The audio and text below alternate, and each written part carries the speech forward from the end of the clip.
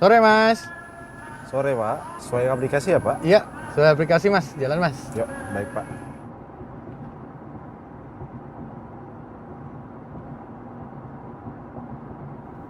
Tapi Mas, ini kan mau maghrib ya. Udah dikit lagi gelap nih kayaknya udah mau maghrib. Saya bisa diantar ke masjid dulu nggak? Ada masjid nggak sih sekitar sini di Kota Balikpapan?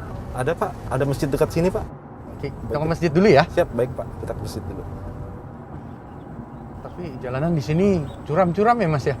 Iya, begitu Pak. Di Balikpapan ini jalanannya naik turun Pak. Iya, waduh. Agak-agak sport jantung juga ya kalau jalan di daerah sini. Tapi mungkin untuk orang lokal sini udah terbiasa. Iya Pak, betul Kita Pak. yang datang dari Jakarta cuma agak kaget-kaget aja gitu. Jalan raya kok bisa naik turun gitu kan serem juga. Iya, memang dari dulunya begitu Pak. Iya.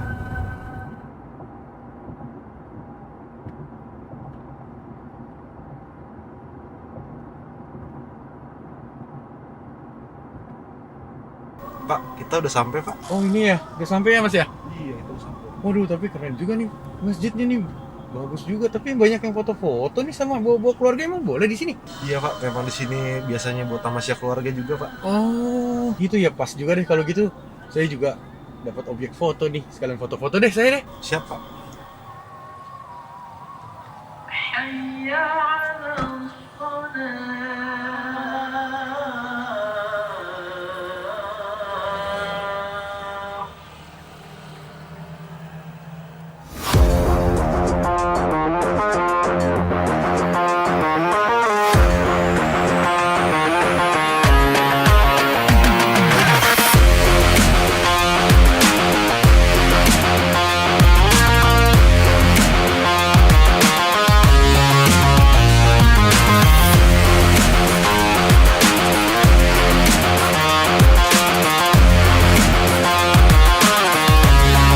Katanya kepo.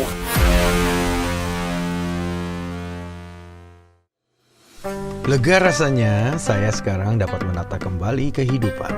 Seperti saat ini, di mana langkahku terhenti di sebuah komplek religi yang Masya Allah indah dan megah. Islamic Center Balikpapan. Masyarakat kota ini menjadikan kompleks bangunan religius ini sebagai ikon kota mereka. Wajar memang bila warga Balikpapan memanfaatkan kompleks ini untuk melepas penat mereka setelah melalui aktivitas yang padat.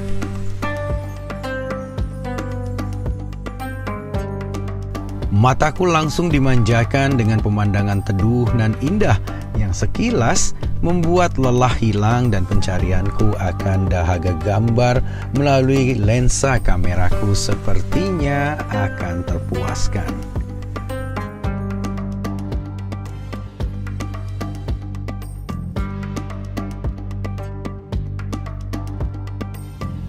Berada tepat di tengah-tengah kompleks terdapat bangunan masjid yang megah dan memiliki arsitektur luar biasa. Sekilas ingatanku terbang jauh menuju Madinah. Lamunanku kemudian terhenti sambil terdengar bisikan dalam hati. Zul, ini kan di Indonesia, ini kan di Balikpapan. Wajar memang bila mataku sedikit terbuai dengan masjid yang akhirnya aku tahu bernama Madinatul Iman. What? Pantas saja imajinasiku terbang jauh, dari namanya saja sudah membuat kita mengingat Masjid Nabawi, walaupun memang keutamaannya tentunya berbeda. Yang pertama kali menarik perhatianku adalah jajaran payung-payung yang identik sama dengan Masjid Nabawi di Madinah.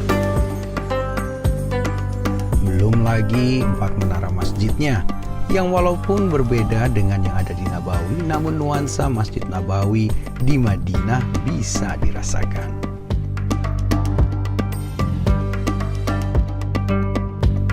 Bayangkan saja, di Masjid Madinatul Iman mereka menyiapkan jalur khusus disabilitas.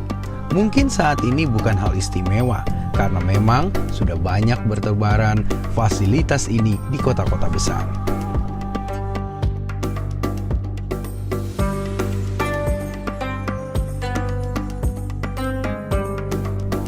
Yang menjadikannya luar biasa adalah pasti bangunan ini dibangun sudah cukup lama. Itu membuatku penasaran sembari bertanya-tanya. Kapan ya masjid ini dibangun? Apa yang mendasari masjid indah ini ditempatkan di Islamic Center Balikpapan? Apakah masjid ini masih menjadi bangunan yang menjadi pusat syiar agama Islam? Kuputuskan mencoba mencari tahu hal masjid ini. Pokoknya aku harus dapat informasinya. Tanpa berpikir siapa yang akan memberitahuku nanti. Pokoknya aku harus tahu.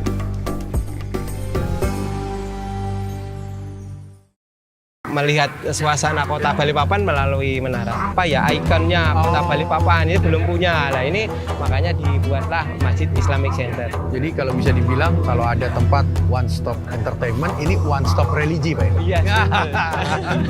Karena nggak banyak yang aware sekarang. Iya. Bukan hanya tempat ibadah, tempat-tempat lain juga masih belum aware sama ramah disabilitas.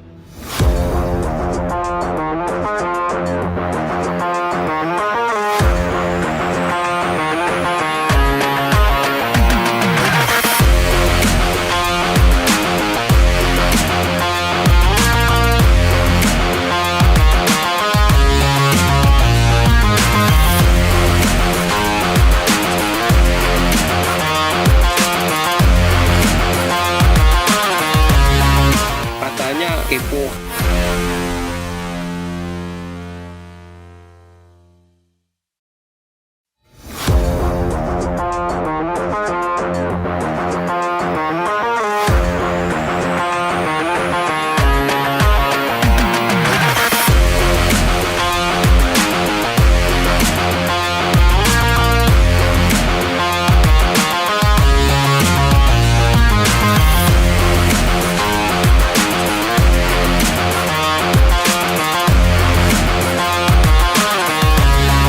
Katanya kepo.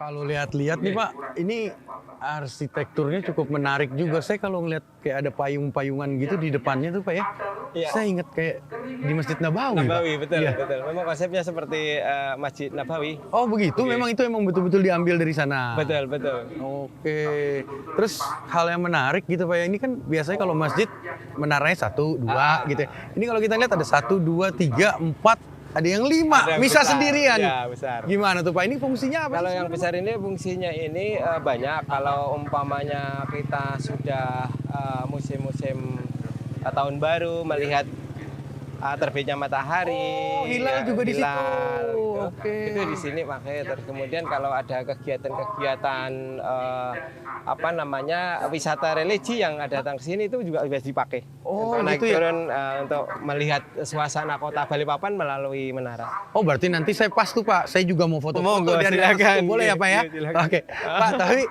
ada satu hal yang menarik gitu ya kalau kita ngelihat masjid kayak gini, ini kan cukup megah gitu ya Pak ya. Betul. Ini Amin. sebenarnya awal mual asalnya itu dibangun tuh tujuan awalnya apa sih Pak? Ya tujuannya kan dulu ini kan inisiasinya pemerintah daerah. Iya. Waktu itu wali kotanya Pak Imdad Hamid Aha. dan kemudian didukung oleh apa namanya DPRD Kota Balikpapan, terus inisiasi masyarakat yang peduli terhadap tempat peribadatan di Kota Balikpapan ini kan pada waktu itu dulu kan ya bukan langka tetapi pingin ada yang bisa untuk macam apa ya ikonnya Kota Oh. Balikpapan ini belum punya. Nah ini makanya dibuatlah Masjid Islamic Center. Oke, terus kalau kita lihat Pak, ini kan megah emang dari dulu gitu, Oke. punya kepengenan. Saya mau bikin yang megah, saya mau bikin yang begini, saya mau bikin emang dari dulu awal konsepnya. Betul. Memang dari konsep dari awal kan makanya Madinatul Iman kan mesti. Oh iya Kan betul mirip. namanya.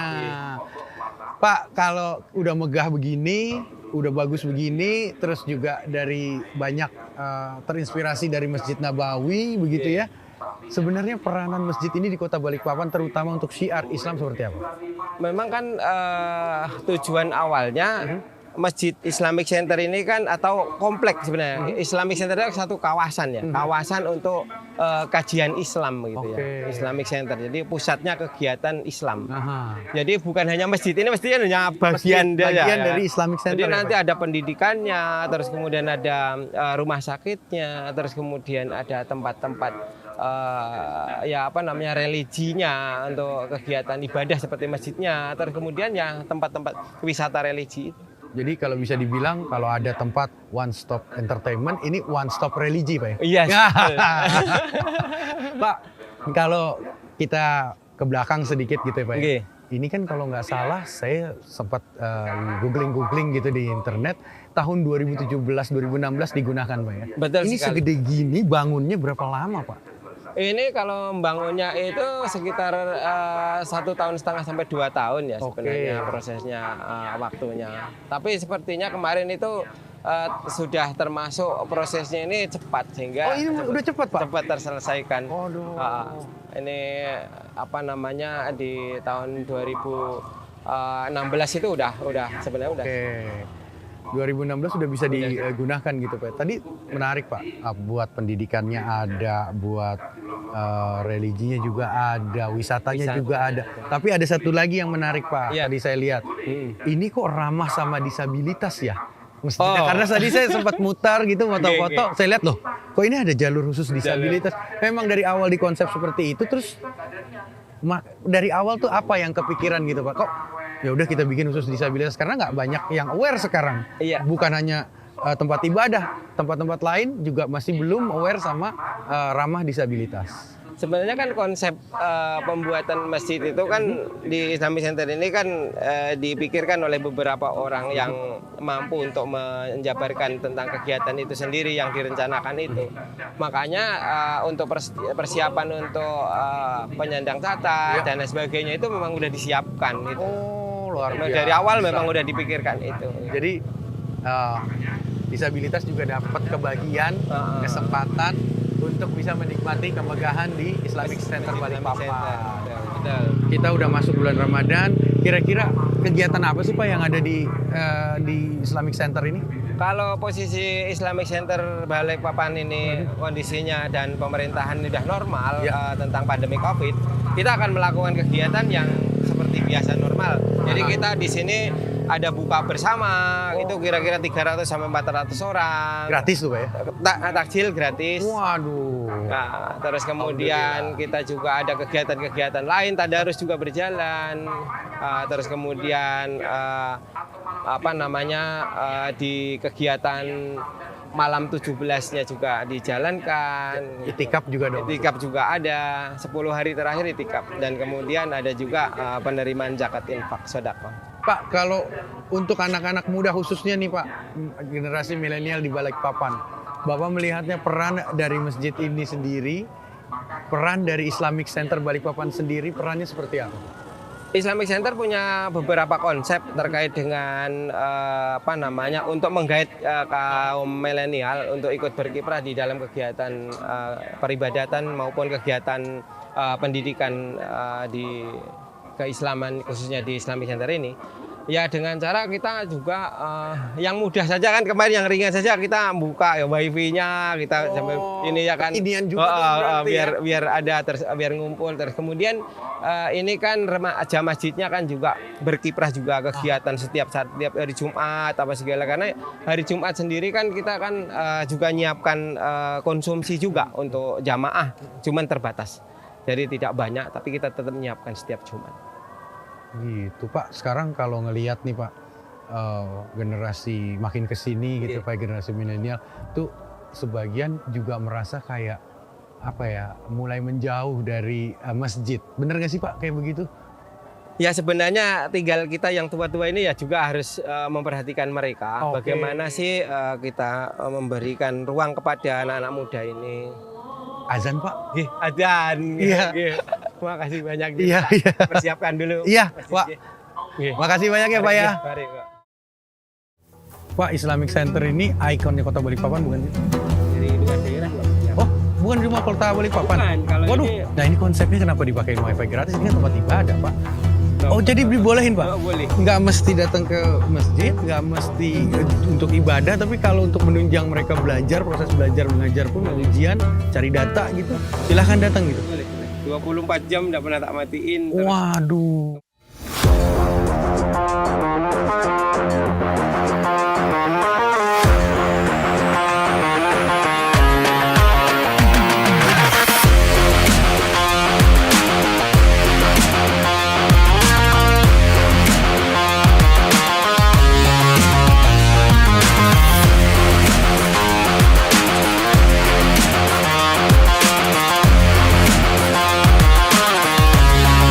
katanya kepo.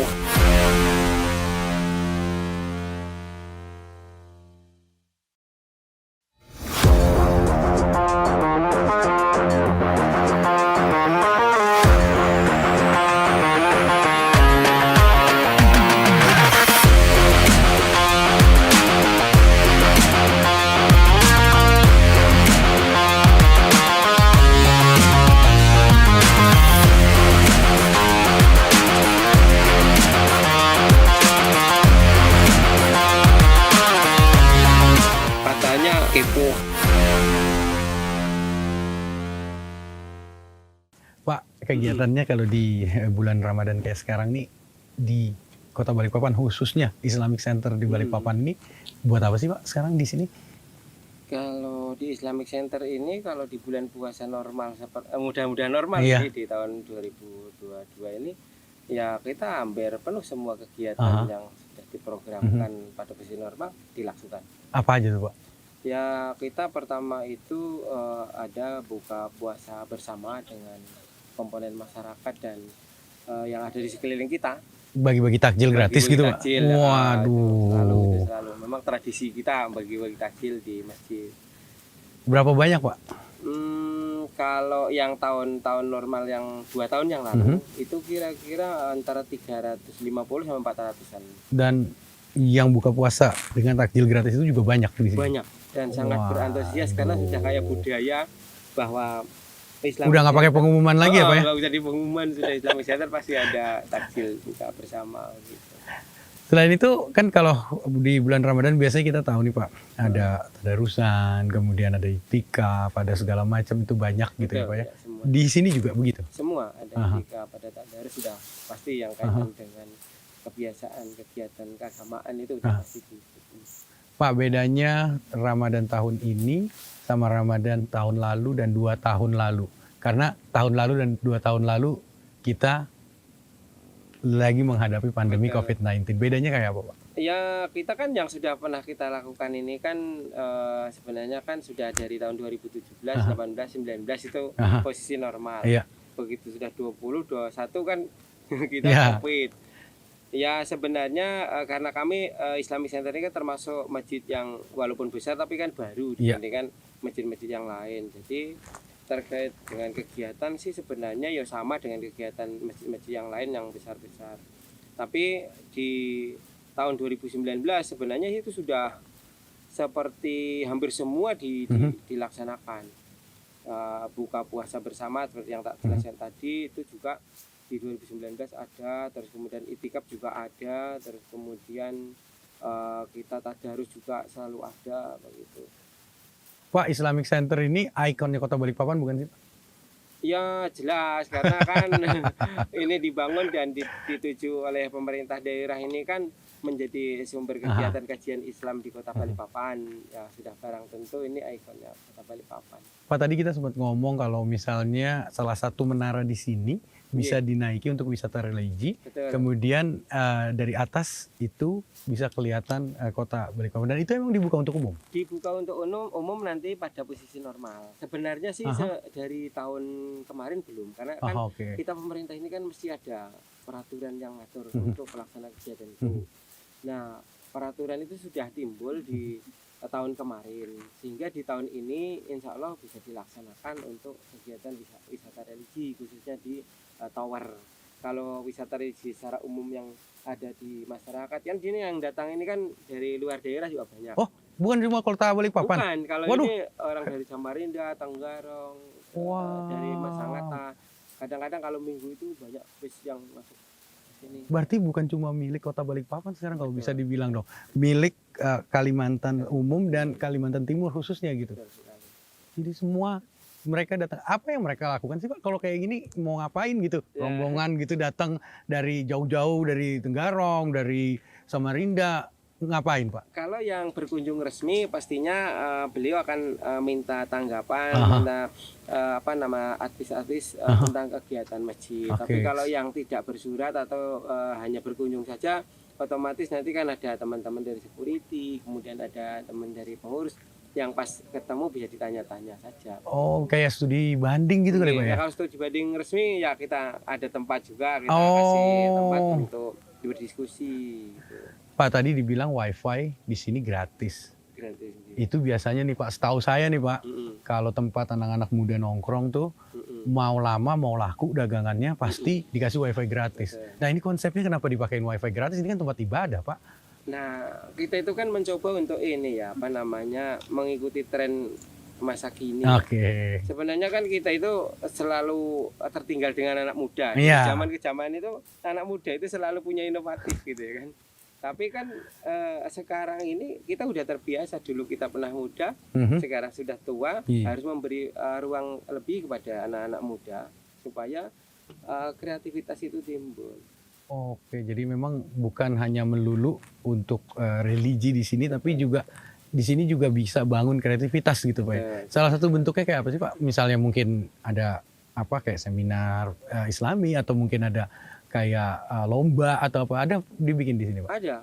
Jadi kalau kegiatan-kegiatan anak muda di sini ini ya, kalau di pondokan itu ada namanya muhadharah, jadi ya kayak belajar tentang bagaimana kita menyampaikan pidato, Aha. bagaimana kita kayak public speaking, Oh, gitu, oke. itu ada juga pada Dan waktu itu rutin? normal. Kalau yang ini posisi pandemi kita nggak ada. Oke. Kalau yang dulu ada, jadi kita membuat pelatihan-pelatihan itu.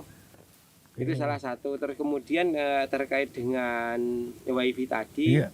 memang kan yang datang itu kan bukan hanya yang muda saja, Iya. anak-anak juga ikut datang. Betul. Ternyata. Jadi pada anak-anak itu datang, itu juga kita harus kasih ruang. Oke. Mereka kan karena ini di belakang sana itu ada tamannya Mhm. yang wifi-nya yo lumayan kuat, Wah. sehingga kalau musim-musim anak sekolah ini mau ujian apa segala, banyak juga yang pada Oh, jadi dibolehin Pak? Boleh. Nggak mesti datang ke masjid, nggak mesti untuk ibadah, tapi kalau untuk menunjang mereka belajar, proses belajar mengajar pun mau Boleh. ujian, cari data gitu, Boleh. silahkan datang gitu. Boleh. 24 jam tidak pernah tak matiin. Kan ini biasanya kalau dengan lahan yang segini luasnya, biasanya dibuka juga untuk pernikahan, dibuka juga untuk acara-acara. Ini dibuka juga, Pak. Inspirasi awal dan utamanya adalah ke sana atau memang ingin memix dengan budaya lokal di Balikpapan atau banyak kan sekarang anak muda yang mulai menjauh dari rumah ibadah terutama masjid. Nggak tahu ibadahnya bagaimana, kan begini banyak ya Pak ya. Kalau di Balikpapan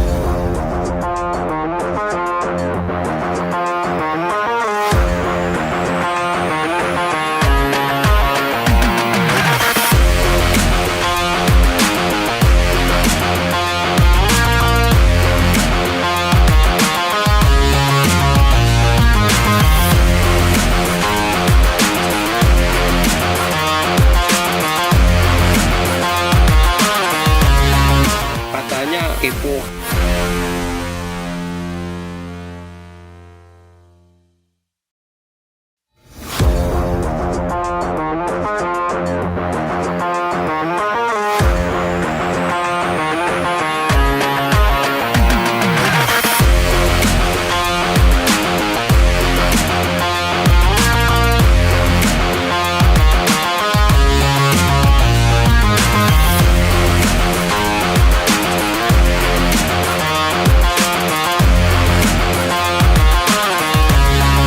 Katanya kepo.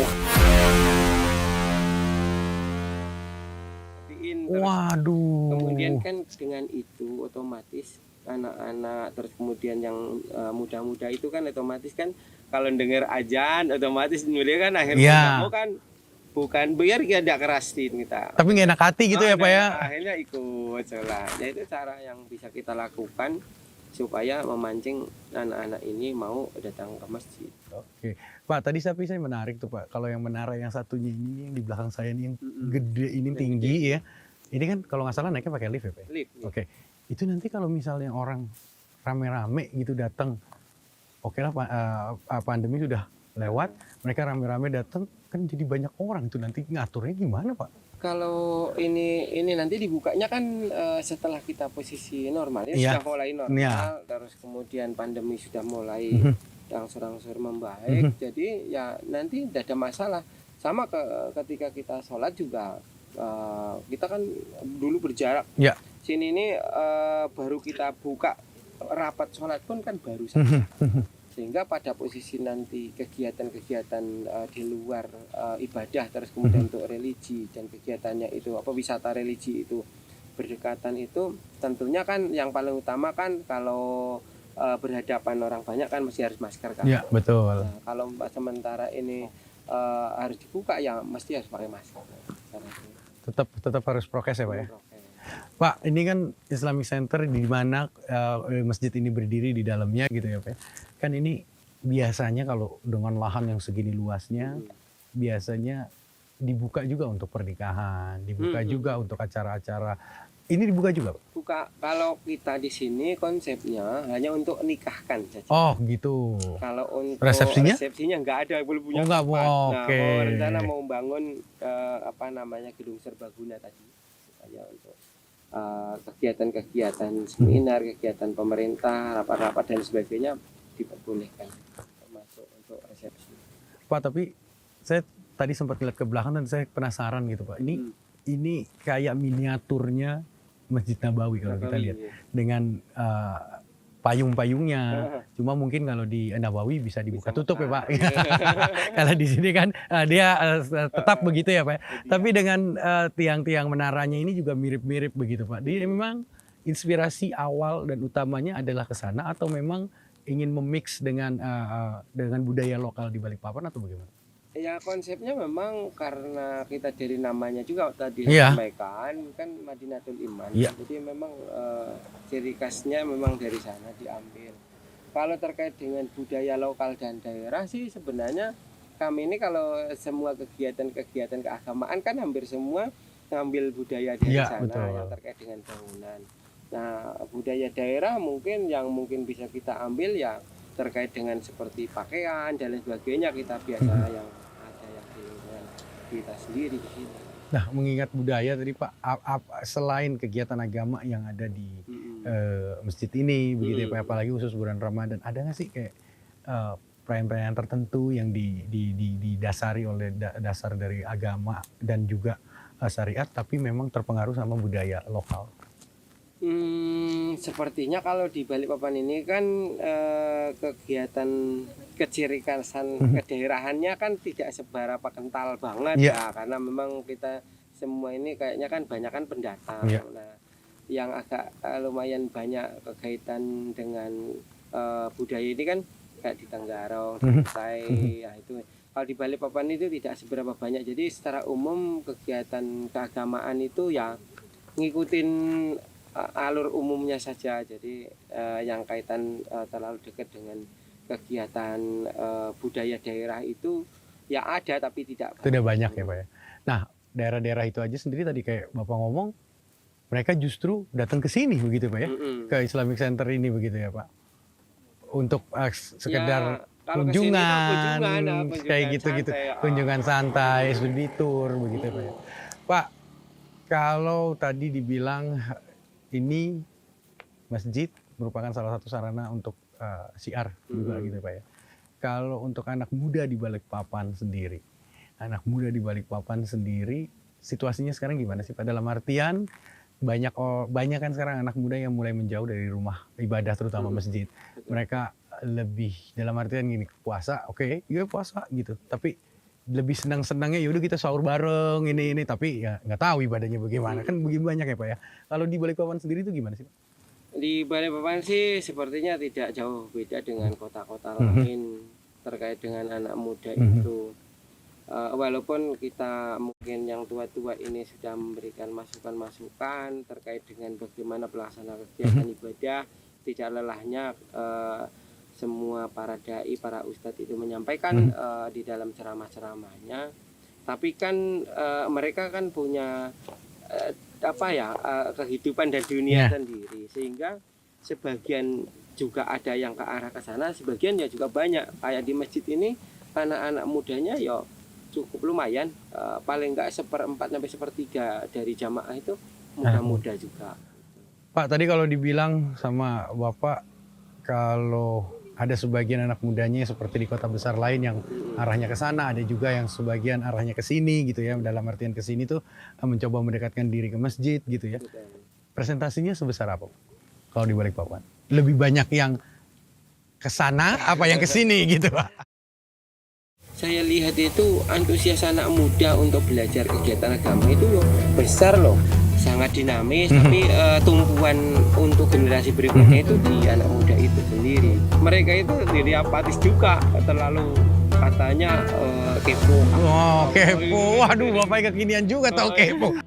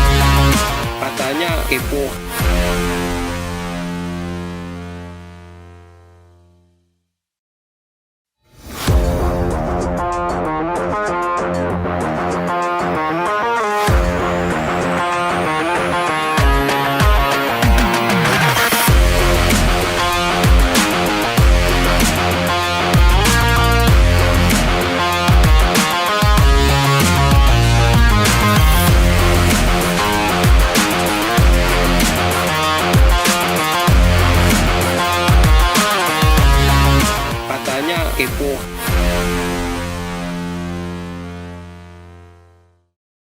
Empiris saya tidak begitu. Iya betul. Tapi kalau dari pengamatan? Kalau dari pengamatan sih, yang karena saya mungkin dekatnya dengan ada yang di sini, karena saya juga jarang untuk koordinasi di kegiatan yang luar sana, ya cukup banyak sih. Kalau persentasenya tidak tahu persis, tapi saya yakin sebagian itu ada yang memang ke sana. Karena saya lihat ada beberapa pondok di sini juga, termasuk imam besar di sini juga kan punya pondok, dua-duanya.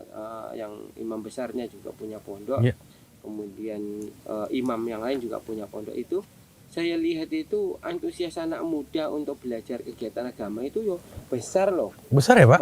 Cuman yang memang karena kita ini sekarang itu yang nampak itu pada posisi mereka di kafe, ya kan? Tapi pada posisi belajar di pondok kan tidak kesorot publik, dan jarang teman-teman pondok itu meng-share atau mempublikasikan kegiatan-kegiatan pondoknya. Yang banyak terpublikasi justru anak-anak muda yang ada di yang hirang bingar, hura-hura begitu Pak ya. Berarti dalam artian dunia digital, dunia media sosial juga sebetulnya diperlukan Pak ya untuk pendidikan agama itu. Seberapa besar Pak? Yang ngikuti perkembangan zaman lah, ya kaitan dengan teknologi ini kan harus mengikuti ya. Yang tua juga harus mengikuti. Soalnya kalau tidak mengikuti pasti ketinggalan. Biar sosmednya minimum ya yang tua ya Facebook. Wah punya Pak? Mau punya? Ada. Waduh mantap. Instagram. Itu kan hanya untuk ini aja, ikut dalam kegiatan kekinian. Iya gitu betul. Ya. Tapi pada posisi kita melihat anak muda ini kan selalu melangkah beberapa langkah dari kita. Kita baru melihatnya di Facebook, beliau sudah ke mana-mana yang lain yang kaitan dengan dunia media mainstream itu. Yeah. Pak, kalau melihat peranan dari anak muda generasi milenial untuk perkembangan siar Islam sendiri di Balikpapan dan umumnya di Indonesia, Bapak melihatnya sekarang kayak anak muda tuh perannya ada di mana sih Pak? Sebenarnya para anak muda ya sangat sangat apa namanya ya sangat dinamis, tapi tumpuan untuk generasi berikutnya itu di anak muda itu sendiri. Oke. Jadi kalau menurut saya, pandangan saya itu orang tua jangan terlalu jauh dengan anak muda deh. Oh. Karena kalau kita semakin jauh tidak mengontrol, walaupun kata kontrol itu kan tidak harus memplototin Ya. setiap saat toh, tapi perlu adanya itu. Saya anak 3 itu ya saya juga sedikit banyak kalau Harus. umpama pulang sekolah jam berapa nak gitu kan selalu. Iya. Nanti setelah ini kegiatan apa ini? Nah, kemarin kayaknya udah ada pendekatan mau dekat ujian itu kan itu hanya untuk kata-kata aja. Nanti kalau kita banyakkan kata-kata kepada anak muda ini, mereka itu diri apatis juga, terlalu katanya kepo. Oh, kepo. gitu. Waduh, Bapak kekinian juga tau kepo. Pak, gini Pak, kalau tadi bicara mengenai anak muda gitu kan yang paling sering gini ya Pak ya. Oh, males ah. Ke sana orangnya isinya tua-tua banget. Ah, males ah ke ininya kuno gitu. Iya. Itu ngubah stigma pandangan itu gimana ya Pak? Maksudnya dalam artian yuk kita belajar agama tapi ini nggak kuno-kuno amat kok gitu, ini kekinian kok gitu. Itu gimana Pak ngerubahnya kayak begitu? Ya metode itu. Jadi kan jangan kita mentang-mentang tua jadi tidak punya apa namanya guidance gitu. Kita biar tua kan harus punya cara juga ya. Saya contohkan kayak apa nama beberapa ustadz yang keluar masuk dalam kegiatan dunia malam ya kan. Itu kan sebenarnya tidak akan dilakukan oleh para ustadz dahulu. Betul. Jadi ustadz sekarang kan sudah Mau masuk aja males gitu Pak ya, nggak mau ah gitu. gitu.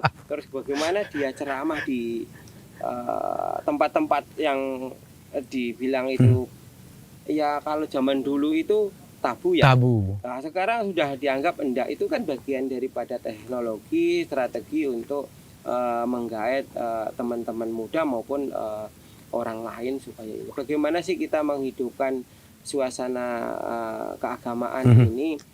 Makanya kan kita jangan mudahkan sedikit ini apa namanya haram, itu tidak benar kan, itu ada dasarnya kan, dalilnya juga ada, jadi nggak sembarangan menyampaikan itu. Pak, Bapak melihat sendiri Ramadan tahun ini apa yang mau diambil hikmahnya Pak kira-kira? Karena kan kita udah tahu, tadi kita udah bilang 2020 kita masih COVID, 2019 kita masih COVID, kemudian di 2022 ini sudah mulai terbuka, sudah mulai yang namanya bukan normal tapi new normal namanya Pak. Untuk Ramadan 2022, Bapak melihatnya memaknainya kayak apa? Yang pertama saya mengharapkan dulu ya, mengharapkan ini bisa normal. Karena apa? Saya beberapa kali ketemu dengan jamaah dan dia selalu bicara, ya Allah mudah-mudahan segera normal. Jadi ibadahnya kita enak ya, kalau seperti ini berjarak, kemudian kita mau jabat tangan tidak bisa, itu kan sulit gitu loh. Nah harapannya di tahun 2022 ini ya udah normal kembali dan kita bisa melaksanakan kegiatan ibadah itu sudah betul-betul normal. Melaksanakan kegiatan ibadah kan Pak ya, bukan karena mudah-mudahan normal biar bisa pulang kampung kan Pak. Nah, gimana tuh Pak? Jadi kalau menurut saya anak-anak muda itu tetap dirangkul, diajak bicara dan jangan mudahkan dia diarahkan pada posisi yang dianggap ini barang yang tidak baik gitu ya. Coba untuk kalau hijrah kan berat ya Pak ya, berdarah-darah tuh kaki biasanya jalan kaki hijrah gitu ya. Nah kalau ini mencoba menjadi lebih baik melalui bulan Ramadan 2022 ini, kan banyak tuh, mau ngapain belajar baca Quran, udah tua kita, udah ini.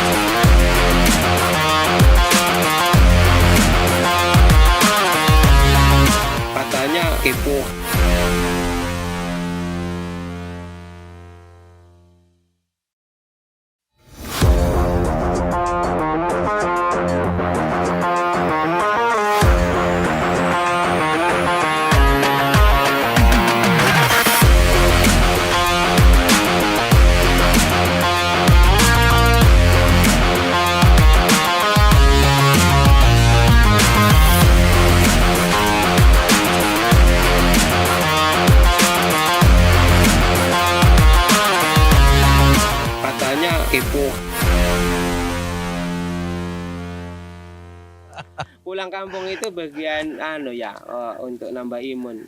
Oh gitu, biar senang. Kalau kita ketemu keluarga kan senang. Pak, sekarang banyak kan Pak ya juga bukan hanya anak muda. Banyak juga yang sedikit-sedikit ada peraturan ini, sedikit-sedikit ada ini, terus langsung meledak, langsung protes, langsung nggak benar nih, ini nggak benar nih. Tapi kalau setahu saya sih Pak ya, dalam Islam kita harus mentaati pimpinan kita. Bapak ngeliatnya kayak gimana tuh? Ya itu tadi anak muda itu kan cara berpikirnya berlangkah-langkah ke depan sehingga pada posisi kita orang tua itu tidak bisa memposisikan itu, kita juga kerepotan memberikan pemahaman mereka. Jadi kalau menurut saya anak-anak muda itu tetap dirangkul, diajak bicara dan jangan mudahkan dia diarahkan pada posisi yang dianggap ini barang yang tidak baik gitu ya. Jadi kalau memberikan pemahaman dengan anak muda ini kan tidak bisa saklek gitu ya. Itu jangan, itu ya, itu bid'ah, itu enggak, atau gimana gitu. Karena makin kritis Pak sekarang anak muda. Karena itu semakin punya, kita ditanya, dia makin nanyanya sampai tambah lagi begitu. Nah harapannya ya mudah-mudahan anak muda itu ya akan lebih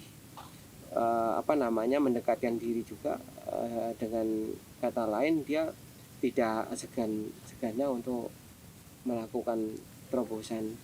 Pak, pemahaman tadi Bapak bilang pemahaman sekarang kalau kita bicara sama yang sudah misalnya sudah mondok, yang sudah bolak-balik di masjid, mungkin pemahamannya bisa satu pemahaman.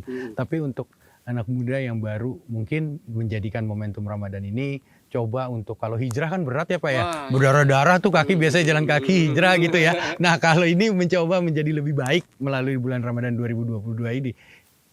Tapi anak muda yang begitu kan pemahaman awalnya dia tidak dari agama begitu Pak. Dia baru mencari agama. Ya kita kalau dalam memberikan pemahaman mereka itu juga harus dari dasar sih. Jadi kalau umpamanya bukan muda dan tuanya saja, pada posisi anak-anak sekarang tidak dikenalkan dengan kegiatan umpamanya ngaji ya, ya. Pada waktu muda ini betul-betul dia tidak tersentuh oleh bacaan Al-Quran, baik mungkin alif-alifan maupun hal yang lain itu belum sama sekali, sehingga di kita itu harus membuat program kegiatan yang mereka itu karena sudah besar itu kan malu. Nah otomatis kita kasih ruang tersendiri untuk belajar secara privat, kemudian tidak dilihat oleh teman yang lain. Nah nanti kalau dia sudah bisa, baru kita expose, akhirnya dia ngajak teman yang lain gitu loh. Ini sih teorinya seperti itu di kita. Nah teorinya tadi Bapak bilang teorinya seperti itu di kita. Emang udah ada Pak yang begitu? Kan banyak tuh, mau ngapain belajar baca Quran, udah tua kita, udah ini. Tapi ada Pak? Ada. Jadi kita privat. Jadi para ustadz dan imam muadzin di sini kan secara umum kan kalau imam muadzin di sini kan hafidz ya, jadi minimum 10 juz. Sehingga beliau-beliau itu nanti punya metode sendiri untuk mengajar ngaji.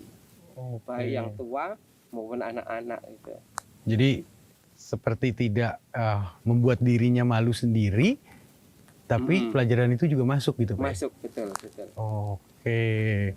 Pak, kalau sekarang kita ngelihat di Ramadan 2022 ini mudah-mudahan sudah masuk yang tadi dikatakan new normal itu. Terus kemudian juga ibadah juga bisa berlangsung normal kembali. Kalau melihat sendiri dari tahun-tahun sebelumnya, jamaah yang datang ke masjid sini seberapa banyak? Pada waktu Ramadan, normal, ya. Waktu normal dulu. Normal dulu waktu pembukaan ini kan ini kapasitasnya kan bisa 20 ribuan jamaah. Jadi pada waktu dulu ya berkisar antara 21 ribuan yang datang. Setelah itu antara 18, 20 beberapa kali lebaran, 3 kali lebaran itu. Habis itu ketemu pandemi. Begitu pandemi di 2020 itu sama sekali tidak ada kegiatan, bahkan libur saya. Ditutup? Tutup. Sampai tahun 2020 itu 8 Jumat. Oh, 8 Jumat Saya tidak kira hitungnya mengadakan, Jumat ya, soalnya ya kan. nggak 8 mengadakan Jumat nggak mengadakan. sholat Jumat ya Pak ya? Tapi tidak ditutup total, kita para pengurus masjid itu tetap sholat seperti biasa. Oke. Cuman untuk umum kita tutup semua. Itu 8 Jumat. Kalau yang di 2021 kemarin itu 6 Jumat 6 Jumat. ditutup total juga pada waktu lagi tinggi-tingginya COVID itu. Ya kita kan ngeri-ngeri juga. Iya, di sini betul. juga. Ya nanti flu pilek lagi. Batuk sedikit ntar orang udah takut ya Pak. Mau sholat lagi sholat itu batuk, waduh, nengok, nggak konsen jadinya. Pak, jadi penasaran nih, kita boleh nggak sih Pak saya cobain untuk ibadah di masjid? Monggo. Nah, oke Pak. Silakan. Kalau gitu kita ke situ ya Pak ya. Oke, Oke Pak.